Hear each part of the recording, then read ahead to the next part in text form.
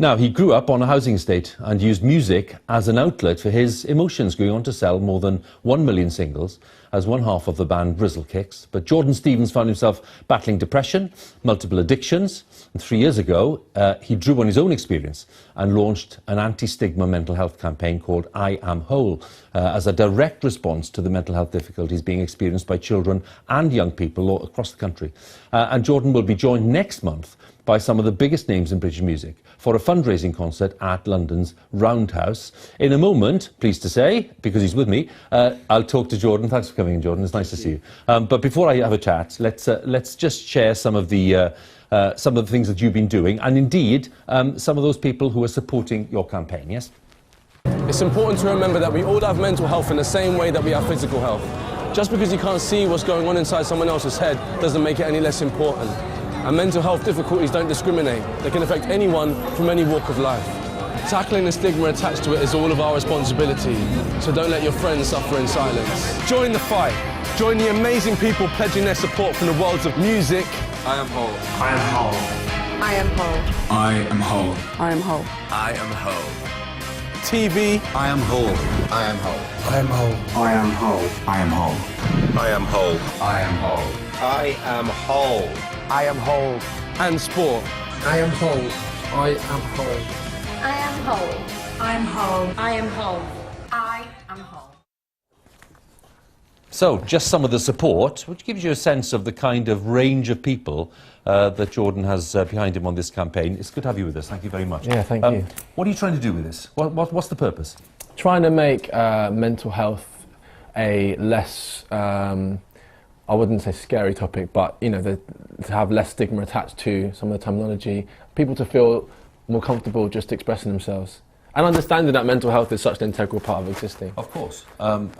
In your experience, yeah, what is the kind of stigma attached to it? And do you think that, you know, now that we've discussed this more openly for the last 2 or 3 years, there's less of a stigma? I think that there are generations that are adjusting to a lot of the sudden changes in how we go about our daily lives with technology and just the development of community, or the change of it rather.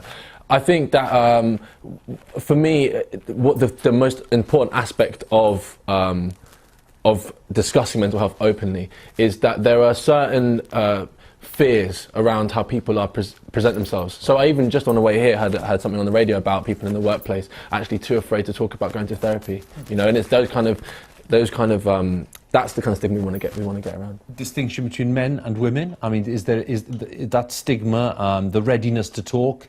Do you distinguish? Well, I mean, talking from my own experience, I know that men have this kind of idea of masculinity that they come up against, but I do think that mental health, when I say mental health as well, I mean just how someone considers that you know, how they feel in their own head, which I think everyone goes through, but not everyone feels comfortable talking about, and that is essentially genderless, but men do have a particular idea of themselves they need to live up to. How have you used, if I can say use, how have you used music to try to convey some of that, or at least to try to raise the question? How have you done that? Well, the idea of music for mental health, which, by the way, there are tickets out now. There's a final load of tickets on sale if anyone wants to come to it at the Roundhouse.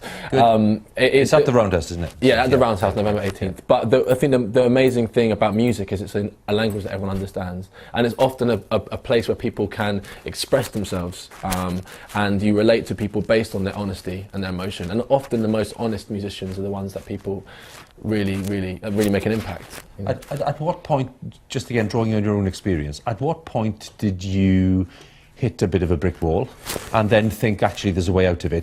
Talk us through that. Well, I think for me, you know, people have different survival mechanisms, but just because of the way I was brought up and the career path I found myself in, writing seems to be my resort. That's what I go to. I'm a very honest person. But I still had to hold myself accountable to my own actions and realise behavioural patterns I got myself into.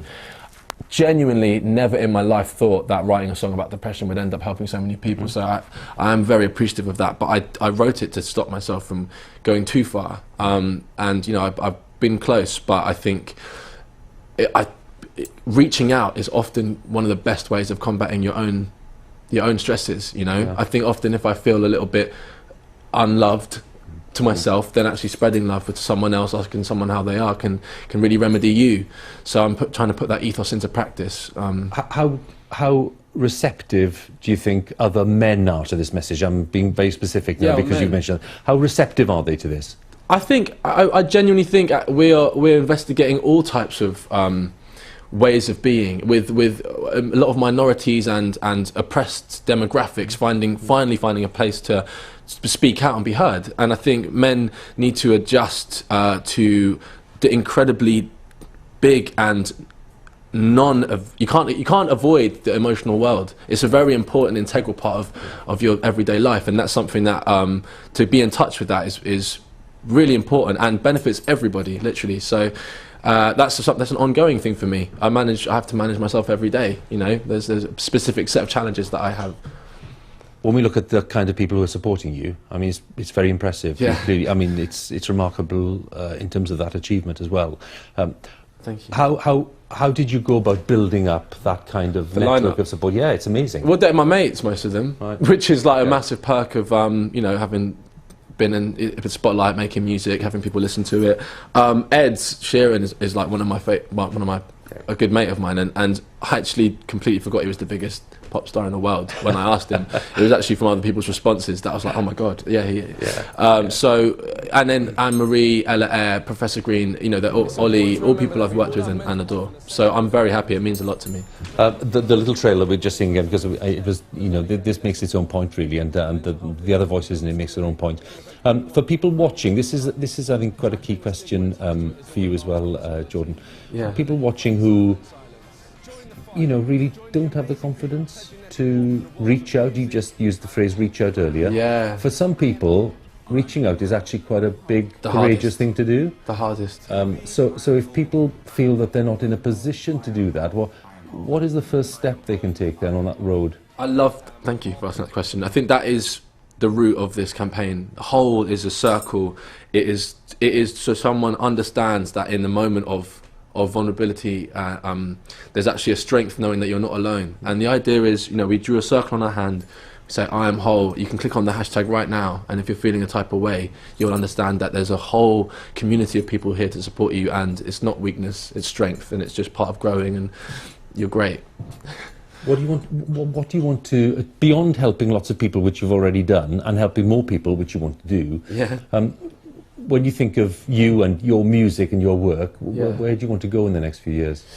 I just want to continue to try and be as honest as I can about my own experiences, and hope that connects with other people, break down some barriers in terms of facades and whatever, you know. I want to just say things that haven't been said before, but from an honest place. Well, it's very impressive. No, thank you. It's great to talk to you, and good luck. Yeah, cheers. Roundhouse, when was the date again? Roundhouse, November the 18th, Okay. Music for Mental Health. Jordon, great to talk to you. Thank you very much for coming in. Cheers. Lovely to see you. Jordon Stevens there for us, and very nice of him to come in with a very worthwhile campaign as well. Let's have one more story before we say farewell. It's 5 to 6. Harry and Meghan's first official overseas trip as a married couple coming to an end. Duke and Duchess of Sussex have had very warm receptions in Australia, Fiji, Tonga, New Zealand. Our royal correspondent Johnny Diamond has been following them every step of the way.